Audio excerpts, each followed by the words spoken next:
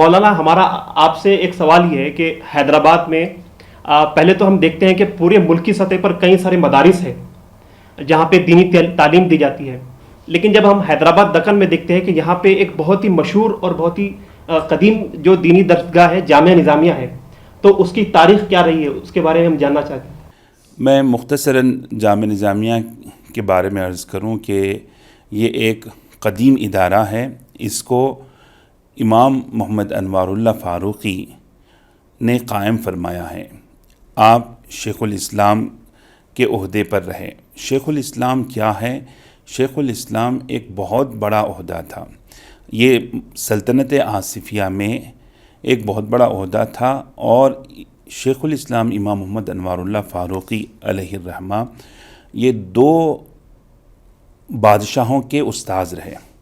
یہ غفران مکہ محبوب علی خاں اور عثمان علی خاں، یہ دو بادشاہوں کے آپ استاذ تھے، اور آپ کو صدر الصدور بنایا گیا تھا، اور آپ امور مذہبی کے وزیر رہے ہیں۔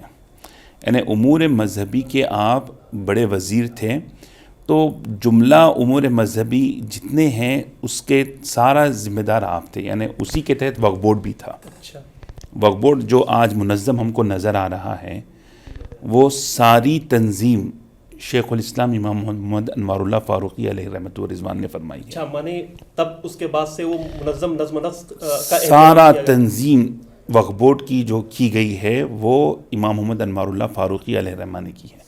70 سال سے جو تباہی آج وقف بورڈ کی ہو رہی ہے، اس کو جتنا مرتب کیا شیخ الاسلام نے کیا ہے، اور آج تک یعنی جتنا بھی وہ باقی ہے آج، وہ سب انہی کی دین ہے، وہ سب انہی کی دین ہے۔ تو صرف شیخ الاسلام امام محمد انوار اللہ فاروقی نے جامعہ نظامیہ کو قائم نہیں کیا، انہوں نے پورے دکن اسٹیٹ کو سنبھالا ہے۔ تو وہ انہوں نے صرف ایک دینی درسگاہ قائم کی۔ اسی طرح میں آپ کو بتاؤں کہ جامعہ نظامیہ کے جو فاؤنڈر تھے وہ دو بادشاہوں کے استاذ تھے، اور وہ ملت کے بڑے ہمدرد تھے، وہ خیرخواہ تھے۔ تو انہوں نے دیکھا کہ یہ دکن کے مسلمانوں کی رہنمائی کرنا چاہیے، تو انہوں نے ایک تو دینی درسگاہ کو قائم کیا، اسی طرح انہوں نے دیکھا کہ جو لوگ دنیاوی مدارس کے طلباء ہیں، عصری مدارس کے طلباء ہیں، انہوں نے کہا کہ وہ بچے بھی دینی مدرسے سے، دینی تعلیم سے وابستہ ہونا چاہیے۔ تو انہوں نے تحریک پیش کی کہ ایک دینی تعلیم کا انتظام ان کے لیے بھی ہونا چاہیے۔ تو ان کی تحریک پر ایک تعلیمی کمیٹی بیٹھی، اور تعلیمی کمیٹی میں انہی کو صدر بنایا گیا، اور انہی کی تحریک پر عصری مدارس میں دینیات کو داخل نصاب بنایا گیا، اور شروع سے لے کر اخیر تک 10ویں جماعت تک، اس کے آگے تک دینیات کو لازمی سبجیکٹ قرار دیا گیا۔ تو یہ شیخ الاسلام، اس کے بانی امام محمد انوار اللہ فاروقی علیہ رحمۃ و رضوان کی فکر تھی۔ تو اب جامعہ نظامیہ جو ہے اس کا طریقہ کیا ہے؟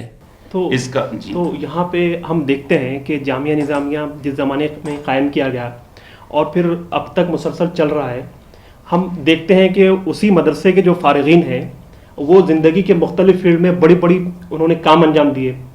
ہم دیکھتے ہیں کہ جیسا حیدرآباد کے ایک بہت بڑے شاعر تھے امجد حیدرآبادی، وہ بھی وہیں پڑھے ہوئے تھے، اور جو مجدد سیرت ہے جنہوں نے فرانس میں پہلی بار فرانسیسی زبان میں قرآن مجید کا ترجمہ کیا، ڈاکٹر محمد حمید اللہ، وہ بھی وہیں کے پڑھے ہوئے ہیں۔ بالکل۔ اور ایک چیز یہ بھی لکھی ہوئی ہے کہ تاریخی کتاب میں کہ متحدہ آندھرا پردیش کے ایک وزیر اعلیٰ بھی جو ہے جامعہ نظامیہ سے پڑھے ہوئے تھے۔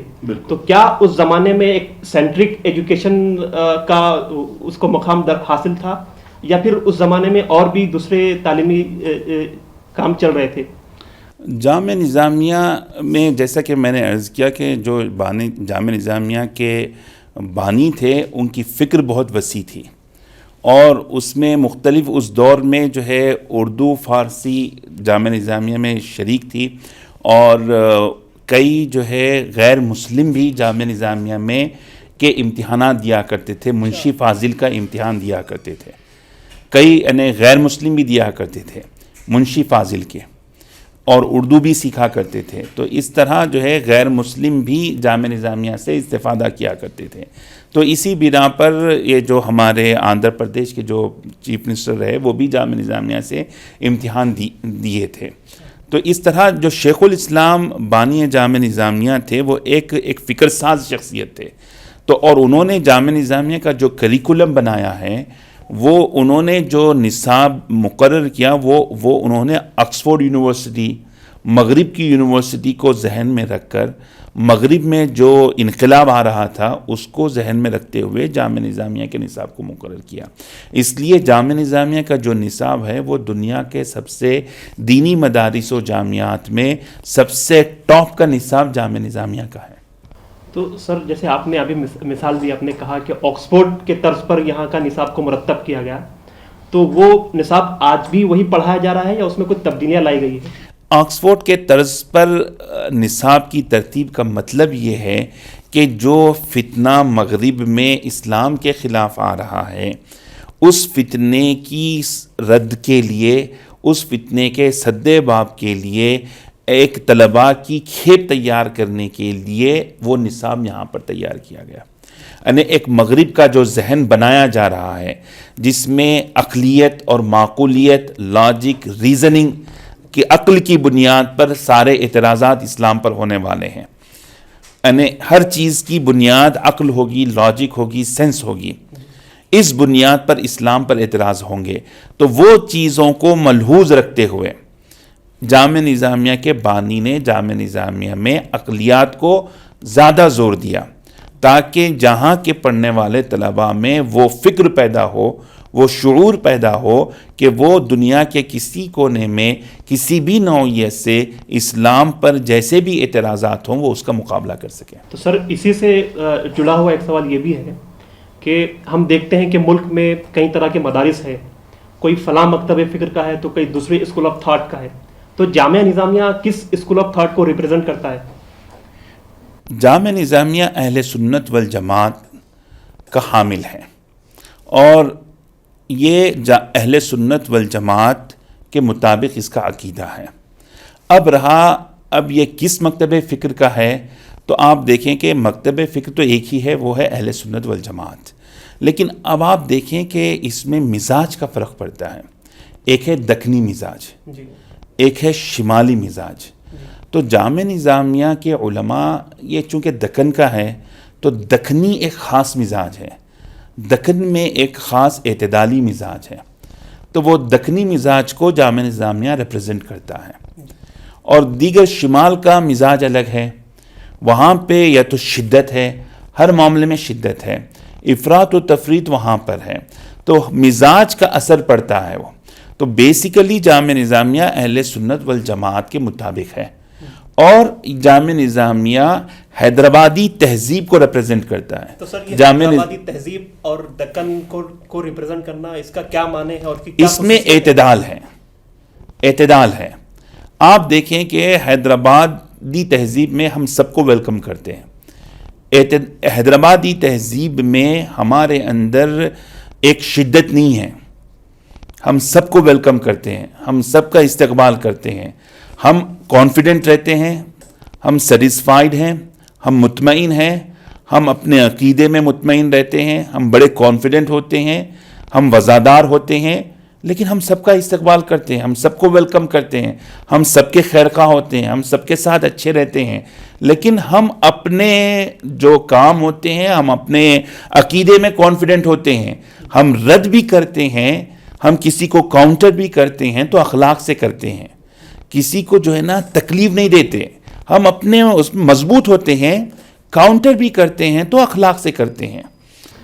تو سر یہاں پہ نا بہت سے لوگوں کا یہ سوچنا ہے جیسے جامعہ نظامیہ کا ماضی میں جو وسعت نظری اور ایک براؤڈ مائنڈیڈ تھا, آج وہاں سے جو فارغین جو حاصل کر رہے ہیں وتھ ریسپیکٹفلی, ان کے یہاں ایک اتنی وسعت نظری اور ان کے یہاں ایک وسیع پن شاید کسی چیز کی کمی ہے. کیا آپ اس کو محسوس کرتے ہیں؟ دیکھیے انقلابات تو آتے رہتے ہیں اور کمی اس بات کی ضرور ہے کہ ہمارے شیوخ کے انتقال ہو چکے ہیں. اب آپ دیکھیں کہ کمی بڑے پیمانے پہ ہمارے پاس ہے جامعہ نظامیہ میں. بڑے پیمانے پہ اس معنی میں ہے کہ ہمارے جو بڑے شیوخ تھے، اب جس وقت میں طالب علم تھا تو اس وقت میں علامہ سید طاہر رضوی صدر الشیوخ علیہ الرحمہ تھے، مولانا مفتی محمد ولی اللہ قادری رحمۃ اللہ علیہ تھے، مولانا مفتی خلیل احمد اللہ تعالیٰ ان کو جو ہے صحت و عافیت عطا کرے، ان کے سائے کو دراز رکھے، اور مولانا مفتی محمد عظیم الدین رحمۃ اللہ علیہ، یہ بڑے بڑے مفتی محمد ابراہیم خلیل، مفتی ابراہیم خلیل الہاشمی رحمۃ اللہ علیہ. تو ہمارے پاس اکابر تھے.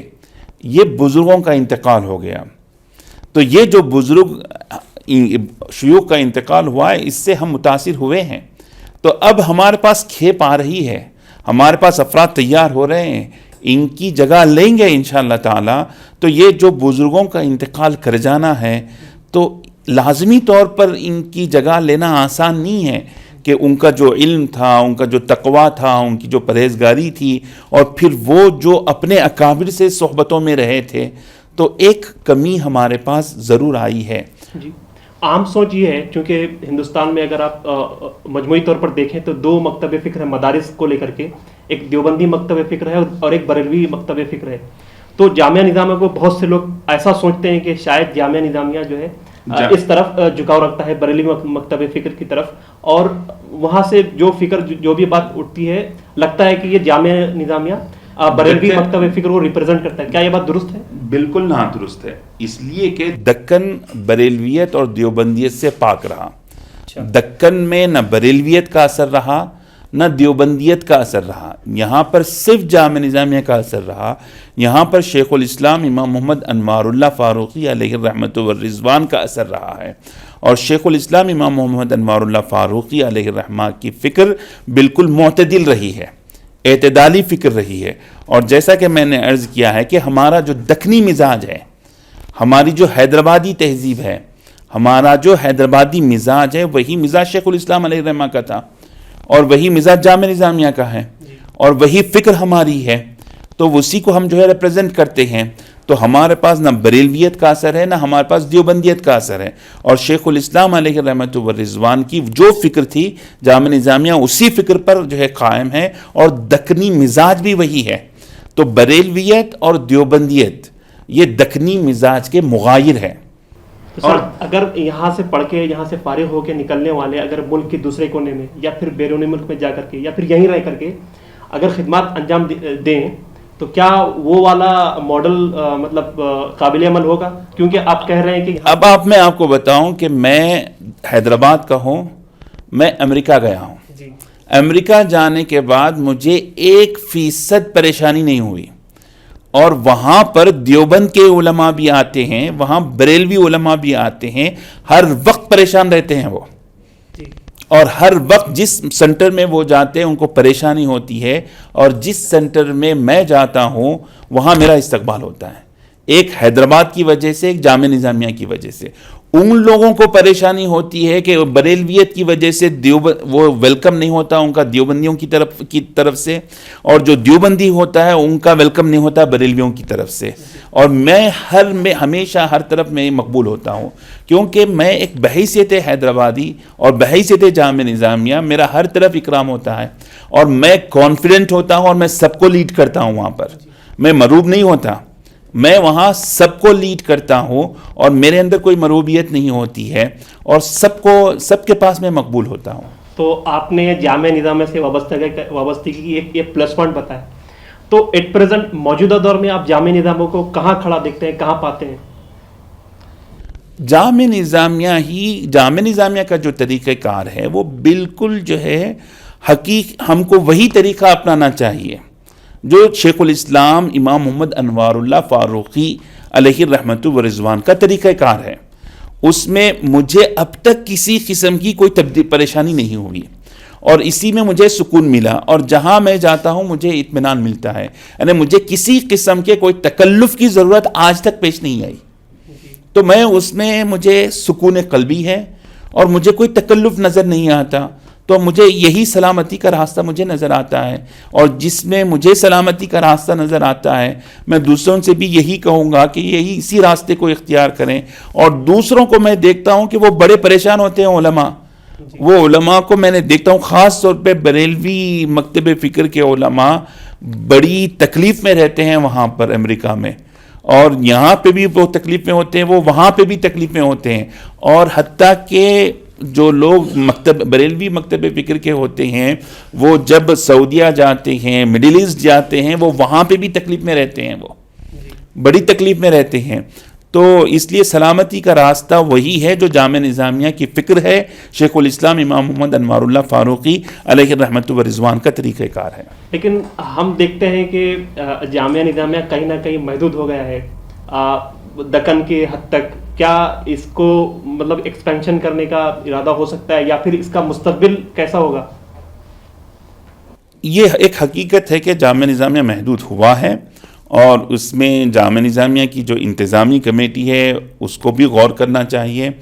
جامعہ نظامیہ کا جو انتظامیہ ہے اس بارے میں وہ فکرمند ہونا چاہیے، اور جو طلباء قدیم ہیں جامعہ نظامیہ کے فارغین ہیں وہ بھی اس کے ذمہ دار ہیں، اور یہ ایک حقیقت ہے کہ جامعہ نظامیہ محدود ہوا ہے، اس میں کوئی دو رائے نہیں ہے۔